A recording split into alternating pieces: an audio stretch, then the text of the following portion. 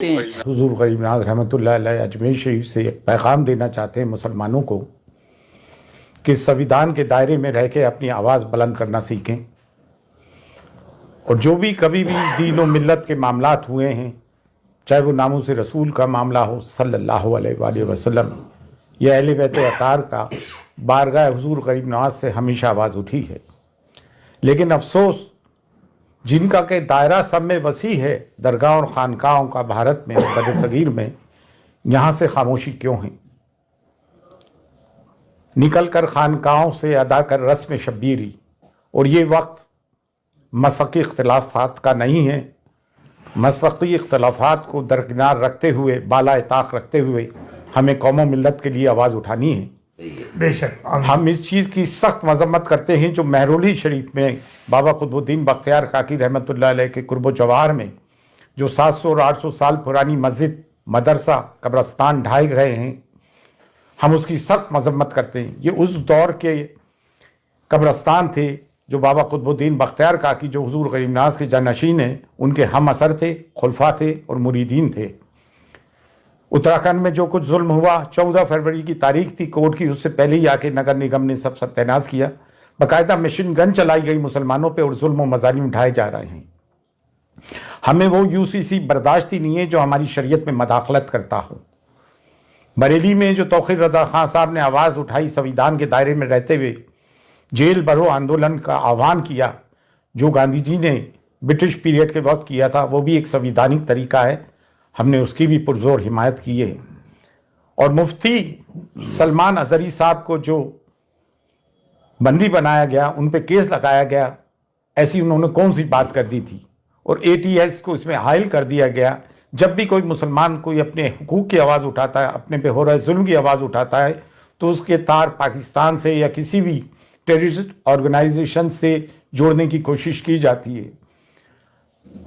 صبر کی، سہنشیلتا کی ایک انتہا ہوتی ہے۔ گزشتہ 10 سال سے میڈیا اینٹی اسلام اور اینٹی مسلم اس پر کارمند ہے، لوگوں کے دلوں میں زہر بھر دیا ہے۔ میڈائیول پیریڈ میں تاریخ میں کیا ہوا، ہسٹری میں کیا ہوا، اتہاس میں کیا ہوا، اس کے ذمہ دار ہم قطعی طور سے نہیں ہیں، پارٹیشن کے ہم ذمہ دار نہیں، پھر ہمارے پر یہ مظالم اور ظلم کیوں اٹھائے جا رہا ہے؟ ہندوستان میں ڈائیورسٹی ہے، تمام پھولوں کا ایک گلدستہ ہے، صرف ایک گیندے کا پھول ہی کیوں؟ اس میں چمیلی بھی ہے، چمپا بھی ہے، موگرا بھی ہے، گلاب بھی ہے، سب کو لے کے بھارت بنا ہے ہمارا۔ سویدھان ہمیں حق دیتا ہے، اور اب کوئی بھی نگر نگم کا بلڈوزر غیر قانونی طور سے ہمارے گھروں کو بلڈوز کرتا ہے تو سب کے سب میدان میں اتر کے آؤ اور سویدھانک طریقے سے اپنے لوگوں کی حفاظت کریں۔ یہ بلڈوزر کی راجنیتی انہوں نے اسرائیل سے سیکھی ہے۔ پھر نیالیہ کس کام کے، عدالتیں، کورٹ کس کام کی؟ اگر تمام کام نگر نگم اور پولیس کر لے گی تو پھر عدالت کس کام کی؟ عدالتوں سے جو فیصلے آ رہے ہیں قانون کی روح سے نہیں آ رہے ہیں بلکہ آستھا کی روح سے آ رہے ہیں۔ تو اب مسلمان جائیں تو کہاں جائیں؟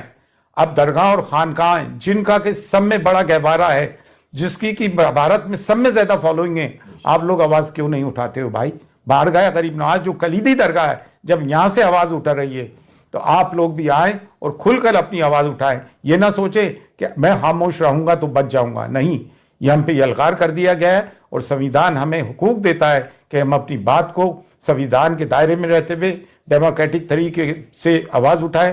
آج حضور غریب نواز کی درگاہ تک بھی بات پہنچ گئی ہے، حضور غریب نواز کی شان میں گستاخیاں ہو رہی ہیں، ہمارے نبی کریم صلی اللہ علیہ وآلہ وسلم کی شان میں گستاخیاں ہو رہی ہیں۔ کب تک مسلمان برداشت کرے گا؟ اور اگر مسلمانوں کی عبادت گاہوں پہ بلڈوزر چلنے کے بعد بھی مسلمان چپ ہے تو اس سے بڑھ کے مرداری کیا ہوگی؟ لیکن الحمدللہ اب مسلمان جاگ گیا ہے، ہم سب جاگ گئے ہیں۔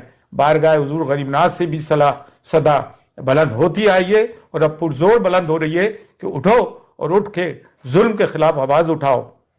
اگر اپنے آپ کو حسینی کہتے ہو اور ظلم کے خلاف آواز بلند نہیں کرتے ہو تو تم کیسے حسینی ہو؟ مسلکی اختلافات اپنی جگہ ہیں، لیکن ملت کی بنیاد پر مسلکی اختلافات کو بالائے طاق رکھو، اور جو لوگ بول رہے ہیں ان کی حمایت کرو، آؤ اور بولو مسلمانوں کے ظلم کے خلاف۔ فی امان اللہ، اللہ حافظ۔